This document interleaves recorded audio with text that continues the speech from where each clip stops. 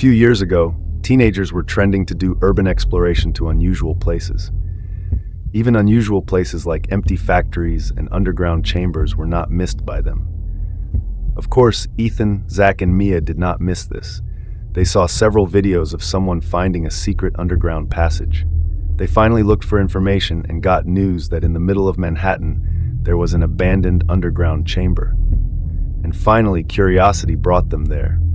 Unfortunately, they put it aside and didn't even care about the worst possibility that could happen.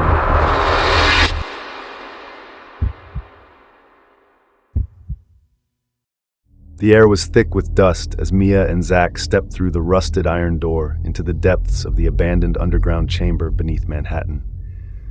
Their flashlights cut through the pitch-black darkness, revealing smooth, plain white walls stretching endlessly in every direction. Every doorway looked the same, leading into identical featureless rooms. There were no markings, no graffiti, nothing to indicate what this place had once been. A forgotten structure beneath the city, hidden from the world above. Outside, Ethan stood near the entrance, his arms crossed as he watched their flashlight beams flicker into the void. He wasn't going inside. He had made that clear from the start. Someone had to stay back, just in case. The city noises above felt distant, drowned out by the sheer silence that loomed from below. He tapped his foot, glancing at his phone. They had just gone in, but already it felt like too much time had passed. At first, Mia and Zach moved with curiosity, their footsteps light against the smooth floor. The underground chamber was silent, untouched, as if no one had stepped inside for decades. The plain white walls reflected the glow of their flashlights, but beyond the edges of the beams, there was only darkness. Every hallway looked the same, every doorway leading into another identical, empty space. It felt unnatural. There should have been signs of decay, cracked floors, broken fixtures, but there was nothing. Above, Ethan checked his phone, glancing at the time. It had only been a few minutes since they went inside, but the stillness of the entrance made it feel longer. He pressed the radio button. "Mia? Zach? You guys good?" His voice echoed faintly down the passageway, but no response came. He frowned, stepping closer to the rusted door, shining his flashlight inside. The beam barely penetrated the void, swallowed by the oppressive dark. They should have answered. Mia and Zach continued deeper into the underground chamber, their footsteps the only sound in the vast, empty corridors. The plain white walls stretched endlessly, smooth and unmarked, offering no indication of where they had been or where they were going. Their flashlights illuminated identical doorways, each leading into another featureless space. The sameness of it all was disorienting. Had they turned left or right last time? Was this the same hallway they had just walked through? Mia's grip on her flashlight tightened. As they pressed forward, the air grew heavier, thick with an unnatural stillness. It was the kind of silence that didn't just exist, it felt enforced. Even their footsteps seemed muffled, swallowed before they could properly echo.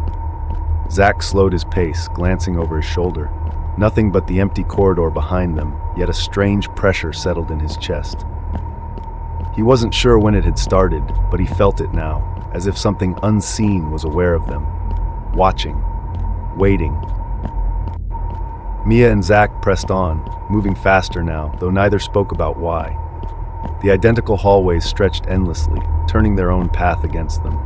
Every turn led to more smooth white walls, more empty doorways, more silence. Mia exhaled slowly, trying to ignore the gnawing sense of wrongness. They had entered as explorers, but now the chamber felt like a trap, one they had willingly stepped into. Then a sound broke the silence, a slow, deliberate scrape against the smooth floor. Zach stopped mid-step, his body tensing. The noise was distant, but unmistakable. Something had moved. Mia's flashlight wavered as she turned her beam toward the sound, but the corridor remained empty. The silence returned, heavier than before. It wasn't the relief of a noise disappearing, it was the realization that whatever had made it was now aware of them. Mia and Zach stood frozen, listening. The silence stretched on, thick and unnatural. The scrape had been real.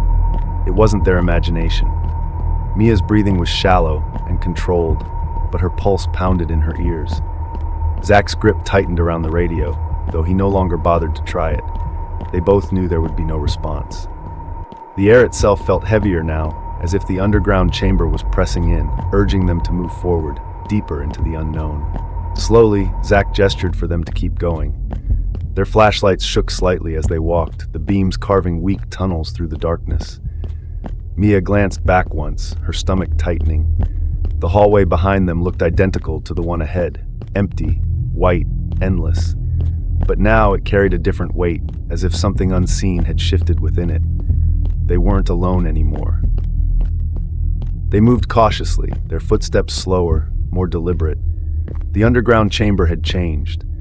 It wasn't just the identical white walls or the endless corridors. The space itself felt different. The air was thicker, the silence deeper, as if the chamber was no longer just empty, but aware. Mia's flashlight flickered for a brief second, sending her stomach twisting. She smacked it against her palm, steadying the beam, but the unease remained. Then the sound returned, closer this time, a slow, dragging scrape against the smooth floor. Zach's breath caught in his throat.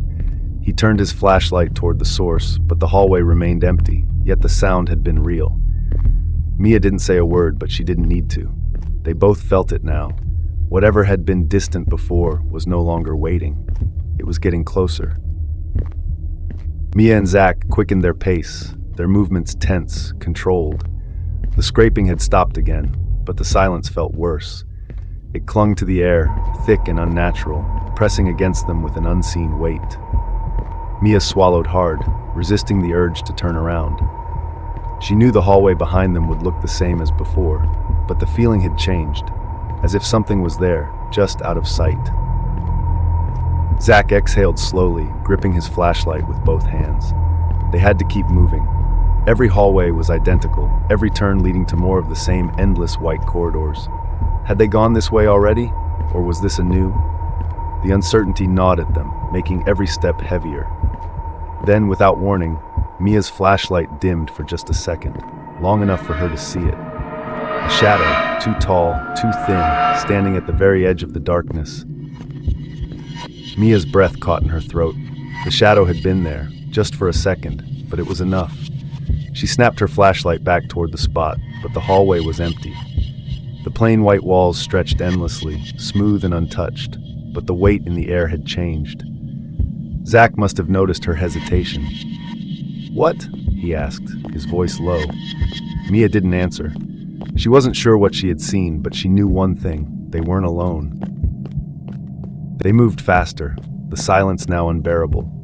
Every step felt wrong, like they were running deeper into something they were never supposed to enter.